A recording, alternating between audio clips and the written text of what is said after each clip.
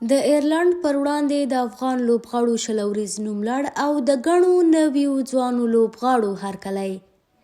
افغان کرکټ بورډ د ایرلند پر وړاندې د شل اوریزې لوبلړۍ لپاره د ګڼو ځوانو لوبغاړو په ګډون د افغان لوبډلې نوملړ په ډاګه کړ. د تیر خلاف دا ځل داسې نویو ځوانو لوبغاړو ته موقع ورکړل شوې چې دا یې لومړنۍ نړیوالې په ځانګړې توګه شل اوریزې لوبې دي. په نوملړ کې د 12 لوبغاړو عمرونه له 24 او د 15 لوبغاړو له 22 کلونو کم دي. دا ښایي لومړی ځل وي چې په یو وار په لوبډله کې دومره ځوانو لوبغاړو ته ځای ورکول کیږي.